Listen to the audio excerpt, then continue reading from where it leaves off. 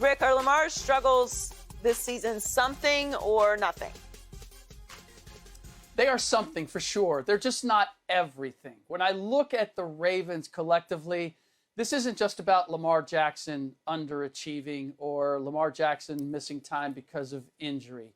This is a Ravens team that had high expectations, but never really had a full complement. They've been dealing with injuries all year long. And the array of them, not just guys in and out with COVID, but I mean serious season-ending injuries.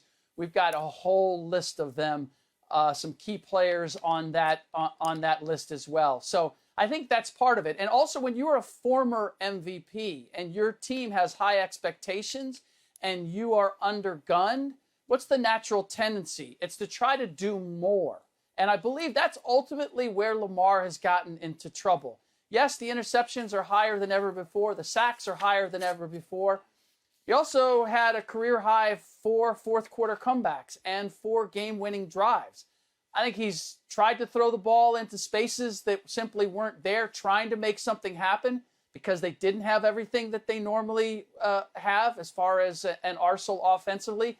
Defense wasn't quite the same. So the pressure on him to try to do more resulted in fumbles, resulted in interceptions, resulted in passes being made that simply didn't need to be made. So I see all of that as things that are fixable, that things that Lamar Jackson can change between now and when he plays again. And so it is something. It's a factor. But is it a determination that Lamar Jackson, the league's figured him out, or that he can't get back to MVP status, or that he's not one of the best quarterbacks in the league?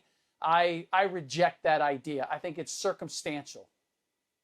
For every reason you just said, I'm going to say it's nothing, because you don't have to have a great season every season. And they were snake bitten from the jump. They lost J.K. Dobbins, Gus Edwards, and Justice Hill before the season started. I mean, you just showed the list of injuries that they've had this year. And yes, every team has dealt with injuries this year, and every team has dealt with COVID issues.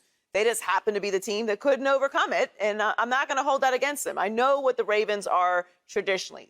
Very well-functioning organization.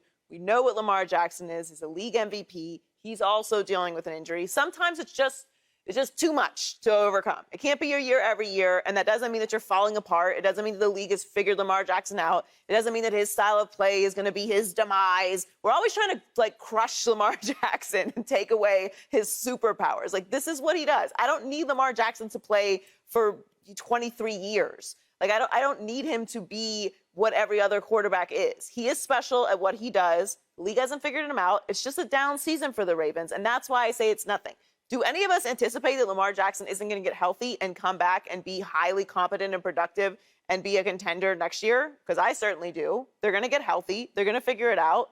I'm not concerned about this at all. You don't have to be in the Super Bowl contention every single year for me to think that you cannot bounce back. The Ravens have shown consistency. Lamar Jackson has shown consistency and growth.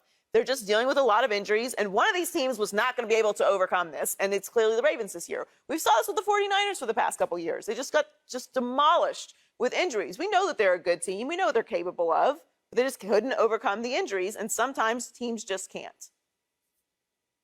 For me, it's absolutely nothing.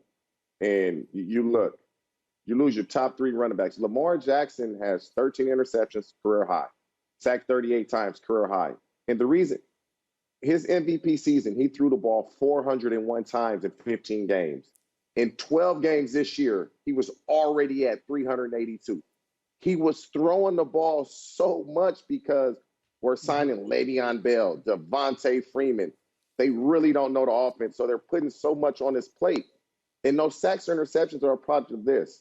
He's sitting in the pocket a little too long, trying to make a play, instead of, okay, there's nothing there. Let me get out and use my legs. And so when you look at his passing yards, 240 a game, that is the best he's had in his 4 years by a long shot, by 34 yards a game. And so he was improving as a passer. He was forcing some throws. He was sitting in the pocket a little longer than probably the coaching staff would have liked. He's made improvement. But when you lose your top 3 running backs on a depth chart, I don't know who can overcome that, especially a team that is so reliant on the run game. And so I believe it's absolutely nothing. He'll come back next year. He'll rectify these mistakes, and I expect to see a better Lamar Jackson. Yeah, it was pretty obvious that it was going to be an uphill battle before the season even started. You lose your top 3 running backs, and a team like the Ravens, where you want to have a really balanced offense, it was going to be a tough go for them. But they'll be back next year.